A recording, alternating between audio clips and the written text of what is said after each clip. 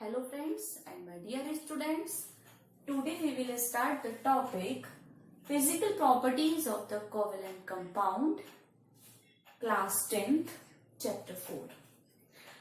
तो आज हम शुरू करेंगे बच्चों अपना टॉपिक कोवलेंट कंपाउंड की फिजिकल प्रॉपर्टीज क्या हैं, ठीक है ना।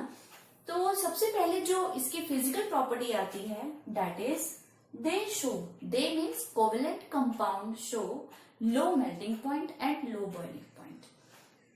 तो उनका जो मेल्टिंग और बॉइलिंग पॉइंट होता है वो काफी लो होता है। वाई? क्वेश्चन तो अराइज होता है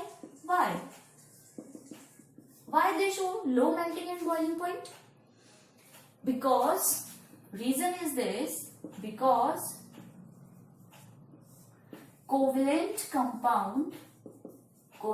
compounds formed by the mutual sharing of electrons, है ना। क्योंकि कोवलेंट कंपाउंड जो है वो इलेक्ट्रॉन्स की म्यूचुअल शेयरिंग से बनते हैं, उनके बीच में अट्रैक्टिव फोर्स बहुत कम होता है। यही रीजन है कि वो जल्दी से ब्रेक हो जाते हैं, ठीक है ना। कंपैरिजन, यहाँ हम कंपैरिजन भी कर सकते हैं आयनिक कंपाउंड से। तो आयनिक कंपाउंड आपने चैप्टर 3 में पढ़ा होगा बेटा। तो आयनिक कंपाउंड के कंपैरिजन में कोवलेंट कंपाउंड का जो मेल्टिंग और बॉइलिंग पॉइंट होता है वो बहुत ही ज्यादा लो होता है, क्योंकि जो आयनिक कंपाउंड होते हैं उनके बीच में अपोजिट फोर्स ऑफ अट्रैक्शन होता है, जिसकी वजह से उनको ब्रेक करना में काफी आपको टेम्परेचर देना पड़ता है। लेकिन यहाँ पर क्या होता है, क्योंकि म्यूचुअल शेयरिंग से बनते हैं तो बहुत जल्दी से ब्रेक हो जाते हैं, क्योंकि बराबर की साझेदारी, जितनी जल्दी से बनते हैं उतनी जल्दी से ब्रेक हो जाते हैं। तो यही reason, that's why they having the low melting and boiling point. Second जो हम प्रॉपर्टी लेके चलेंगे that is they are the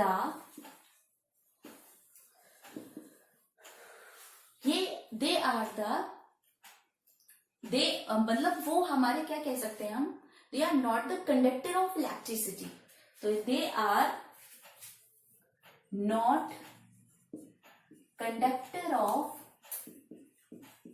electricity,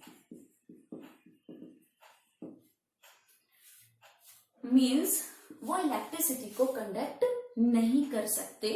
केवल जो हमारा कार्बन का एक एलोट्रॉप है, एलोट्रॉप ऑफ कार्बन ग्रेफाइट, है ना, वो हमारा क्या कर सकता है, इलेक्ट्रिसिटी को कुछ अमाउंट में कंडक्ट कर सकता है। तो ये एक्सेप्शनल है, ये कंडक्ट करता है इलेक्ट्रिसिटी को, कंडक्ट, या हम कह सकते हैं कंडक्टर ऑफ इलेक्ट्रिसिटी ये है, बाकी कोई नहीं है। ना तो डायमंड है ना फुलरीन है। डायमंड एंड फुलरीन जो थे वो हमारे क्या है, एलोट्रॉप ऑफ द कार्बन है। तो केवल ग्रेफाइट ही है जो स्मॉल एक्सटेंट में इलेक्ट्रिसिटी को कंडक्ट कर सकता है। अदरवाइज जो कोवलेंट कंपाउंड होते हैं वो हमारे इलेक्ट्रिसिटी के कंडक्टर नहीं होते हैं, ठीक है। तो ये दो मेन प्रॉपर्टी थी जो हमारी कोवलेंट कंपाउंड की फिजिकल प्रॉपर्टी है। तो ये आपको लर्न करनी है, इसमें से क्वेश्चन बन सकते हैं। इसके अलावा जो दूसरा टॉपिक होगा हमारा, टॉपिक नंबर 1 ये है हमारा। और अगर हम टॉपिक नंबर 2 की बात करें that will be the introduction of hydrocarbon, ठीक है बेटा। तो अब हम लेके चलेंगे हाइड्रोकार्बन को, ठीक है। तो हाइड्रोकार्बन हमारा सेकंड टॉपिक होगा आज की वीडियो का सेकंड टॉपिक है हमारा, topic number 2 hydrocarbon.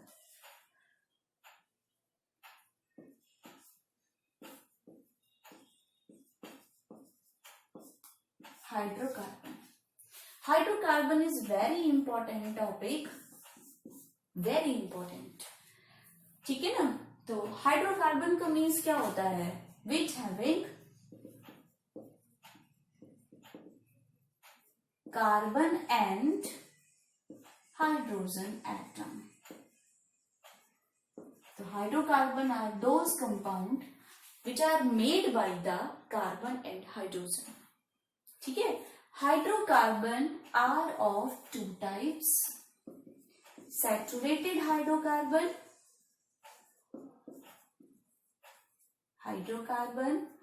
And unsaturated hydrocarbon.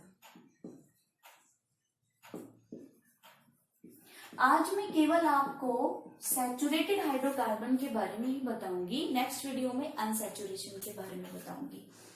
तो आज जो हम लेके चलेंगे that is the saturated hydrocarbon.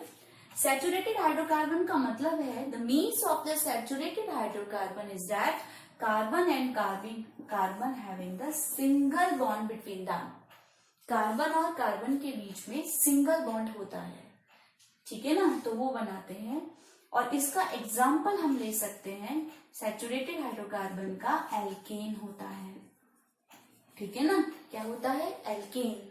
Alkene जो होते हैं उनमें कार्बन और कार्बन के बीच में सिंगल बॉन्ड होते हैं, चाहे कितनी भी लंबी चेन हो, चाहे छोटी हो चाहे लंबी हो, कार्बन और कार्बन के बीच में केवल और केवल सिंगल बॉन्ड प्रेजेंट होता है। सिंगल बॉन्ड प्रेजेंट होने की वजह से हम उन्हें एन कहते हैं। क्या कहते हैं? एन कहते हैं। और the means of elk is number of carbon atom. और एल्क का मतलब होता है कार्बन एटम जितने जुड़े हुए हैं उनको हम एल्क में ले जाते हैं, ठीक है। तो यहाँ पर मैं आपको दिखाऊंगी अब एल्केन में आप अगर एक कार्बन है, इनका फॉर्मूला क्या होता है, जनरल फॉर्मूला। तो हम जो हमारा टॉपिक है वो है एल्केन। तो एल्केन का जनरल फॉर्मूला क्या होता है बेटा? जनरल फॉर्मूला होता है इनका CnH2n+2, ठीक है।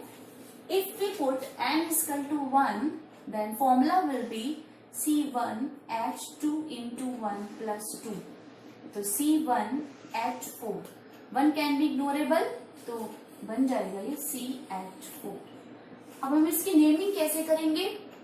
नेमिंग के लिए आपको क्या करना है? नेमिंग, एल्केन्स की नेमिंग कैसे होगी? तो उसके लिए आप क्या फॉर्मूला लगाएंगे? जैसे हमारी जो CH4 है उसकी स्ट्रक्चर इस तरीके से होगी, कार्बन की 4 वैलेंसीज होती हैं। तो कार्बन जो है वो 4 वैलेंसी से हाइड्रोजन से जुड़ गया, केवल कार्बन एंड हाइड्रोजन ही प्रेजेंट है, बोथ एटम है carbon and hydrogen, so we can say it is the saturated hydrocarbon and everywhere single bond is present. अब हम क्या नेमिंग क्या करेंगे? एल्क का मतलब होता है, मैंने आपको बताया, एल्क का मतलब है नंबर ऑफ कार्बन। कार्बन कितना है यहाँ पे? 1। If carbon is 1 then alk will be meth. अगर एक कार्बन प्रेजेंट है तो मिथ हो जाएगा। If carbon is 2 then alk will be eth. If carbon is 3 then alk will be prop. If carbon is 4 then alk will be but. 5 होगा तो क्या हो जाएगा? इफ 5 होगा कार्बन तो हो जाएगा पेंट। 6 होगा तो हेक्स। 7 होगा तो हेप्ट। 8 होगा तो ऑक्ट। 9 होगा तो नॉन। और 10 होगा कार्बन, 10 हो जाएंगे कार्बन तो हम उसको कर देंगे डेक। तो कार्बन 1 है तो एल्क की जगह क्या आ गया बेटा? मिथ। और फिर एन तो शो ही होगा क्योंकि हर जगह सिंगल बॉन्ड है, तो एन तो सभी में लगता है बेटा, तो नाम हो गया इसका मिथेन। ठीक है, समझ में आ गया आप लोगों को। अब आप लोगों को इसी फॉर्मूले में n इज इक्वल टू 10 तक रखकर स्ट्रक्चर्स को बनाना है और उनकी नेमिंग करनी है विद देयर स्ट्रक्चर्स। प्रॉब्लम को हम शेयर करेंगे नेक्स्ट वीडियो में। ठीक है बेटा, तो हम यहीं पे इसको क्लोज करते हैं आज।